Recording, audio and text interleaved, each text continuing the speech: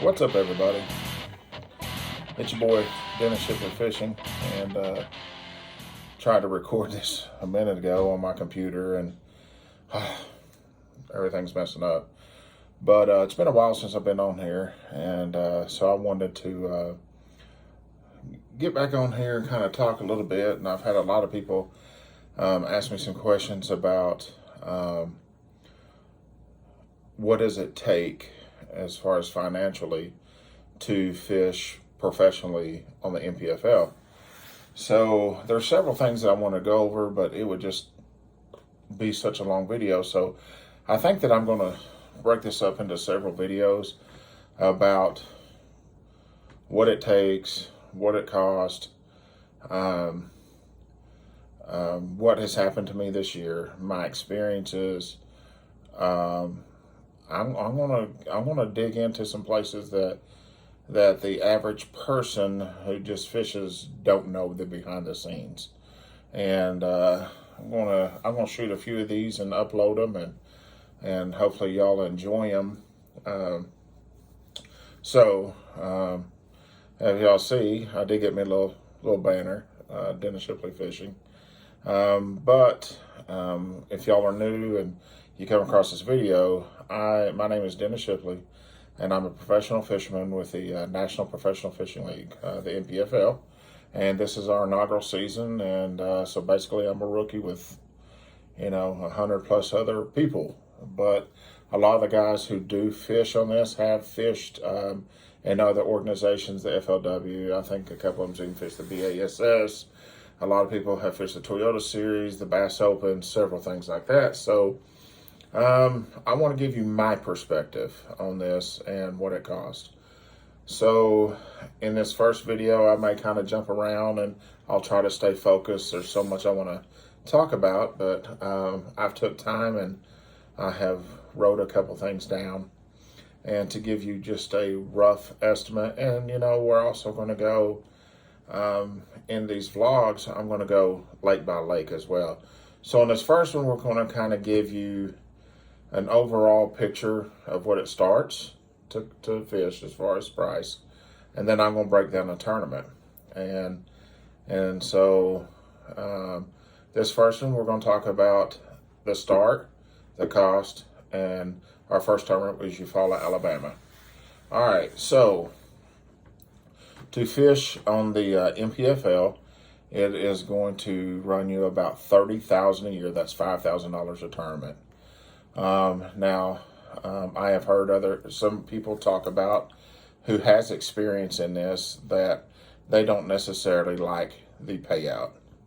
However, it's $50,000 for first, and it pays the top 36. 36th place gets $9,000. It would be nice to get a little bit more money for first place. However, I do like the $9,000 because when I get towards the end of this, you're going to see why I like the $9,000. I don't think I would like it to go down to where pay more places, less money up top, $5,000 towards the end. I don't think I would like that. I like kind of the way they got it set up. Plus, I can promise you this, with a group of owners that we have, they're going to do everything they can to make this better. There's several things that in every organization people don't agree with. There's a couple things that they have done here that I don't agree with, but it's their organization and they do what they feel is best for the business. And they also look out for us. It's like a family.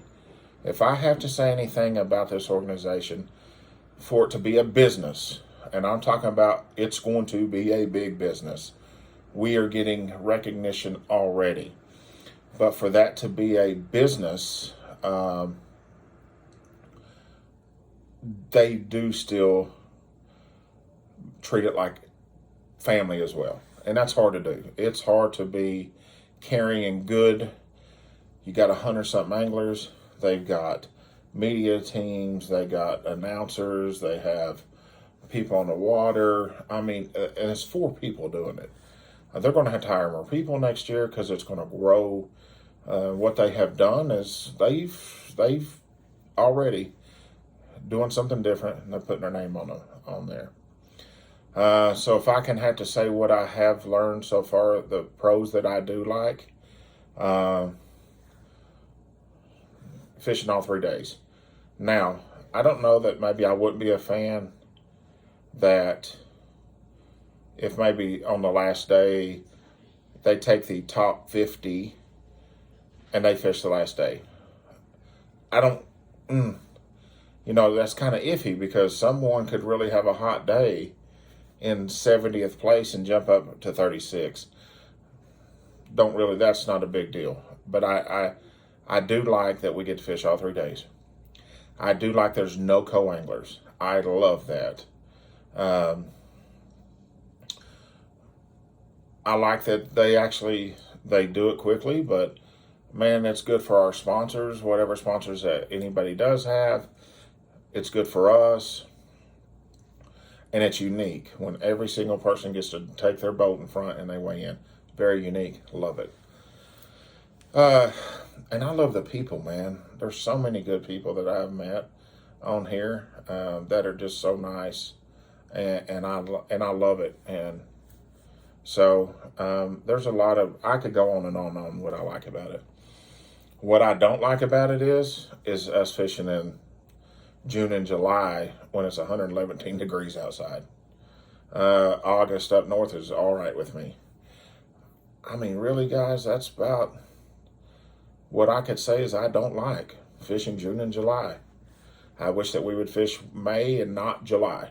Or if we fish June and July, let's do it somewhere not as hot. But hey, it is what it is, So that's kind of what I do like about it and what I don't like. I could name so many things. I like everything about it. And the negatives is fish June, July. That's all I have. Okay, so we talked about $5,000 an event. All right. So how I'm going to break this down for you. You have what's in every major division, you have a dead period. 20 to 30 days before the tournament, you are not allowed to be. It's even longer on the Bassmaster Classic, but you're not allowed to be on that lake, period. As we know, the lakes change in 30 days. So you're not allowed to be on there for the dead period. So if you go pre-fish it, you know that your hotels are going to be $100, $150. All right? Plus your gas. Who knows how far you got to come to do it. So you can look at spending at least $500, if not more, if you want to come pre-fish. Now, our pre-fish is Sunday, Monday, Tuesday. Wednesday's our off day where we do different things and meetings and everything else. Then our tournaments are Thursday, Friday, Saturday. So you're getting a hotel, Airbnb, or if you got a camper, and you're going to do it Saturday to Saturday. So you're going to be there at least 7 days. Now, we have done the Airbnbs. We have done the hotels. Our average cost is $1,200 to $1,500 just to stay somewhere. Now it's a little bit less expensive on this trip here because I actually found a camper to rent, and it's a little bit less. So we're staying in like a fifth wheel up there in Wisconsin. So you're looking at somewhere around there. Now I'm just going to tell you kind of what it cost me for Eufaula, and every place is different. Like it costs a lot more money to go to Texas than it did Alabama because I live a lot closer. So I spent somewhere around $1,300-$1,400 in the hotel there for a week. We stayed at the resort. It was probably about $20 more than driving down the street and having no place to park and worry about someone stealing your stuff off of your boat at a hotel. So we stayed at the resort, wasn't that expensive. They cut us a deal.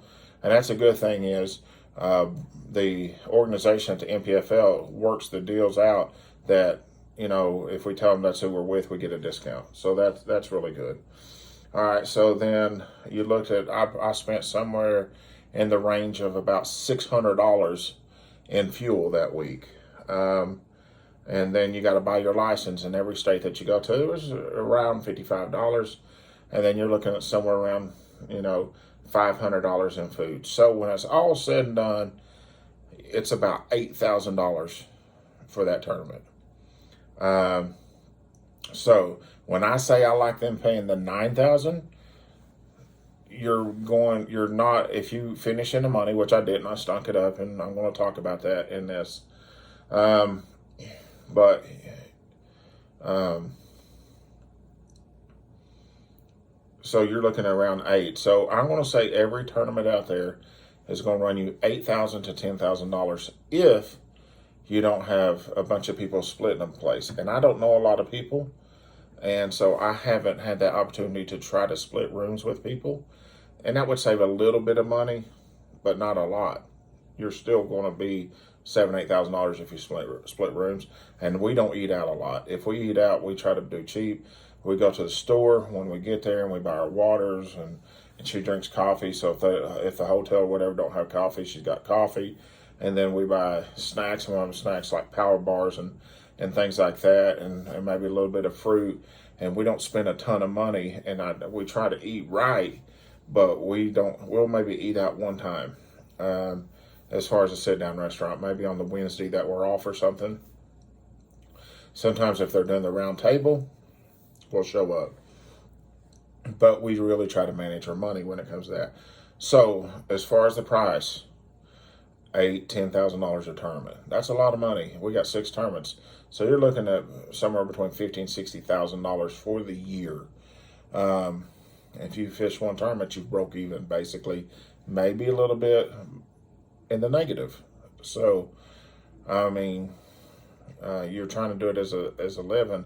But this is why I'm going to get off track here. I done caught myself because I can talk about these companies giving the influencers, the YouTubers, and good for the YouTubers, but giving them money instead of giving the professional fishermen who, I just got a pair of Wiley X, so I am going to rant for just a minute. When they first come out, they was under 100. And then they started sponsoring people, like, the Jacob Wheelers and stuff like that. And then the sales went up. When the sales went up, the price point went up. But I like the Wiley X, but they're not doing the Costas, and they're actually a little bit cheaper. But they're paying Jacob Wheeler. And let's be honest, if you see an influencer out there and they're talking about their Wiley X, is that going to make you want to go buy a pair of Wiley X glasses? Or when you see your Jacob Wheelers, or I don't know who all they sponsored, but I'm just going to name names, Jacob Wheeler or Swindell or an Octafo or, Kevin Van Dam sponsored by Oakley. I know that. But you get some of these people and they talk about how great the glasses are. Is that going to make you want to go buy the sunglasses before the influencer? Absolutely. So I'm thinking, hopefully, to go back to the fishermen, because that's truly how they make a living. I mean, we're out here doing something that we love and trying to make a living at it, but you got to think, you got one win. If with one win, you may be breaking even for the year if you have no sponsorship money. So now I want to get into that as well. So a lot of these guys I see with a bunch of sponsors, once I've gotten to know, and even some of the bigger names, they have to buy their stuff.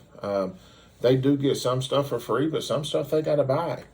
So, let's say it seems cool to have a rod sponsor, okay?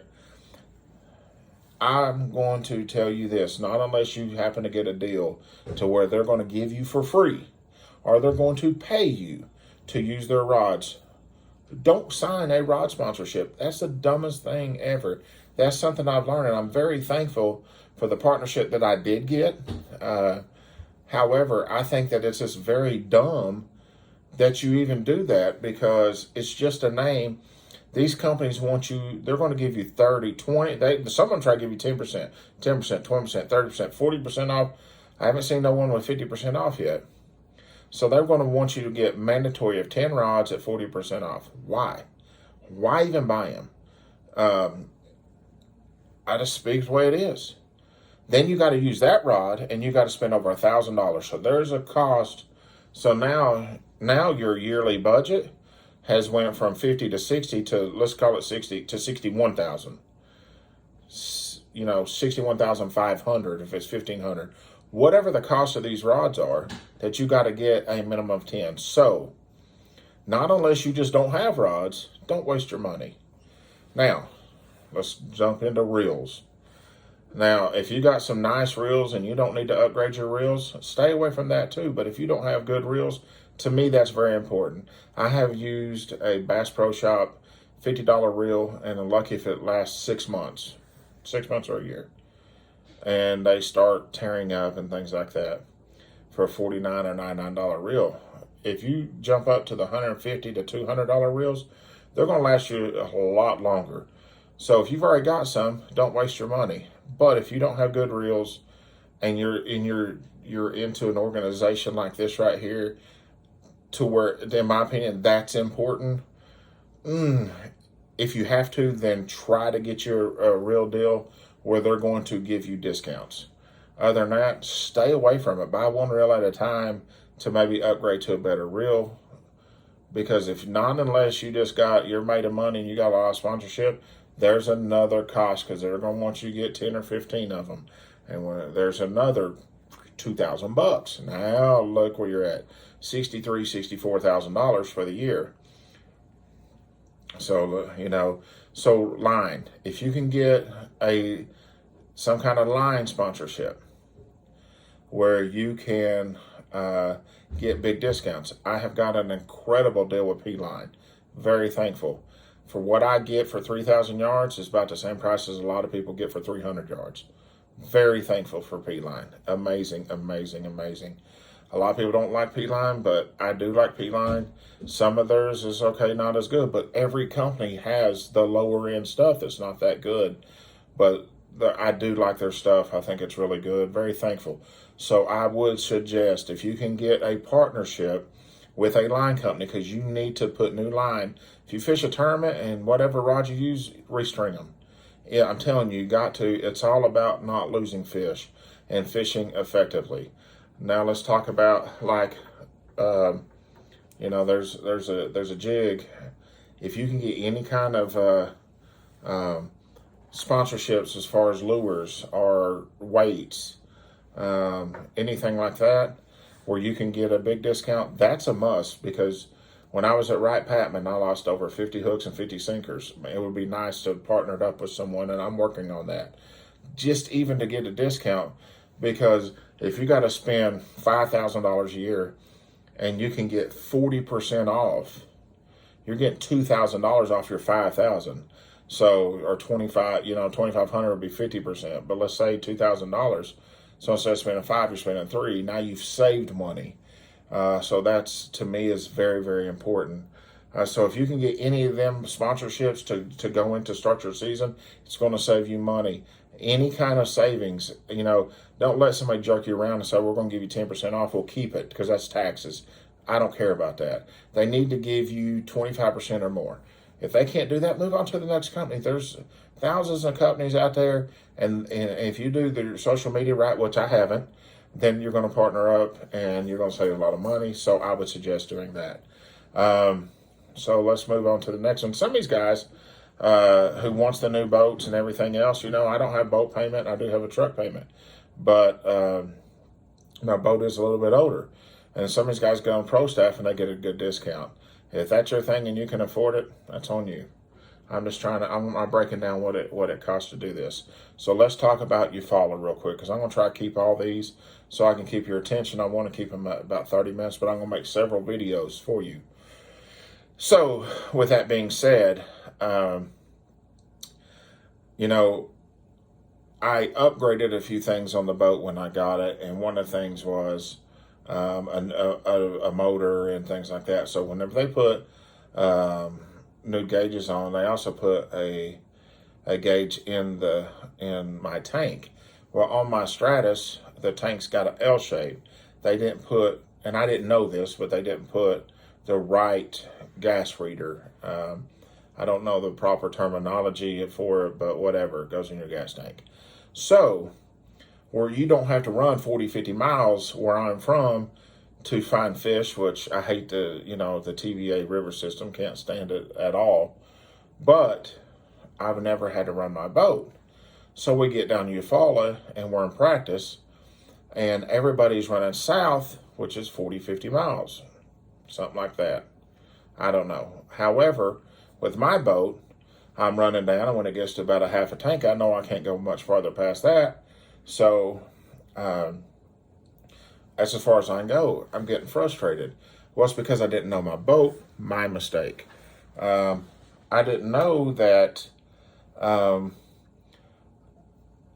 that when I got down to an empty, that was truly the half a tank. Didn't know that.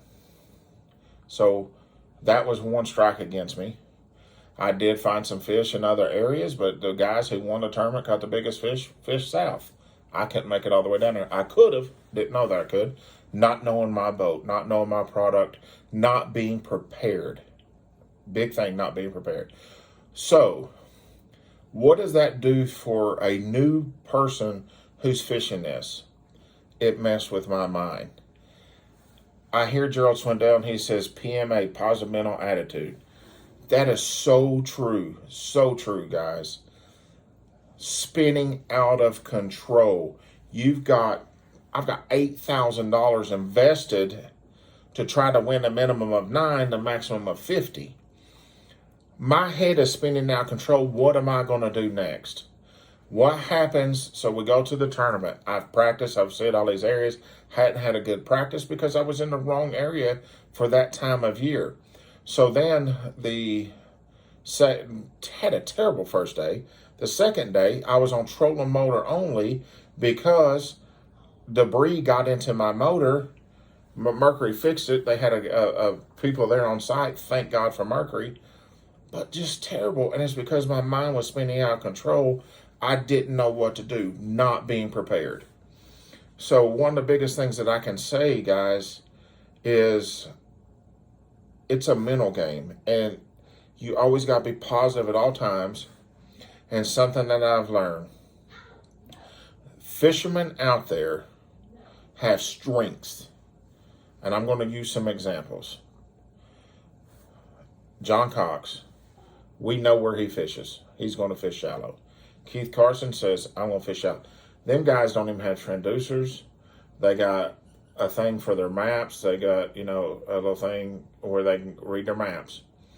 They don't even have spot lock. They fish to their strengths no matter where they go. John Cox has fished up north and has made the cut line. And he's fishing shallow for smallmouth. But when you're fishing what you know how to fish and you're not catching fish, your head starts spinning out of control and you start trying to fish in ways that's not your strength. So what I have learned, and I'm going to go ahead and jump way ahead from then until today.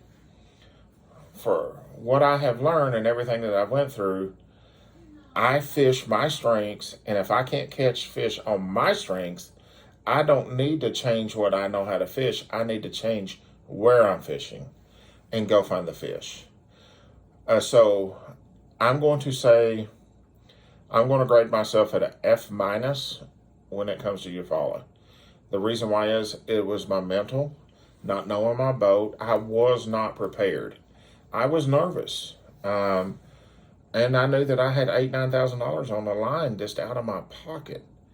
That I'm not rich and I didn't have sponsors and I don't have sponsors. And I'm like, what in the world is going on here? So, for the breakdown, guys, that tournament there, I lost it because of me. Not knowing my boat, not being mentally prepared. It's just so much. But this is my first year. I thank God that I at least got a 2-year contract that I can try to finish the year out strong, because as we go on with these videos, you're going to learn more of what really happened to me. You're going to learn more of what is behind the scenes. And so, I like I said, I'm going to try to keep these videos about 30 minutes. So I want to tell a little bit more about my experience. On the very first day, they pick out 10 people that's going to have cameras on the boats. One of the guys, don't know who it was, battery dead. One of his competitors, who I don't even think that they were friends, he went to his truck, got his extra battery, and took it to him. My experience is with the majority of every one of these guys that I have met on this, phenomenal human beings. Super nice. And the more people I meet, the more that I like. Don't know a lot of them, but the majority of them seem super, super nice. So My experience, I want to say, was an A to see what a true organization was about. It's like, playing little league baseball and you make it to the bigs. You're in the show.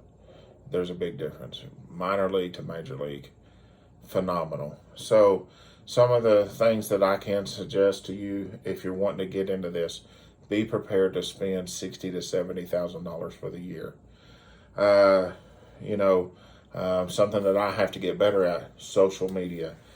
They're giving the sponsors away to people on social media, so do everything that you can to get your social media game up. And be prepared to be mentally tough. And whatever your strength is, don't try to be a Jacob Wheeler. Don't try to be a John Cox. Don't try to be Gerald Swindle or Kevin Van Dam or even, a Bill Dance. I have to be a Dennis Shipley. And the things that my strengths are is even if I don't catch a fish, when I go to Winnebago, if I don't even catch a fish, I care, but I don't care.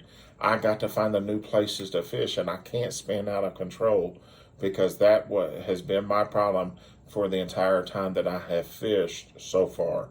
It's my head spinning out of control and not doing enough studying. I've really studied for this, and it seems like I've had all kinds of setbacks and everything else, which I'm going to get into in the later videos. So, guys, I appreciate you tuning in. I'm going to shoot another video, then I'm going to upload that one as well. But man, I really appreciate every one of y'all, and I appreciate the support. And I hope that this video helps anybody who sees it who wants to become a professional. And I'm going to whenever I finally make the very last video, I'm going to try to give a whole synopsis of what I would say if you want to get started in this game, to see if you're mentally strong enough. And I'm going to try to give you a direction on what to do. Guys, thanks for tuning in, and you know what? Go rip some lip, fish hard, have a good one. Don't forget, like, share, subscribe. Thank you so much.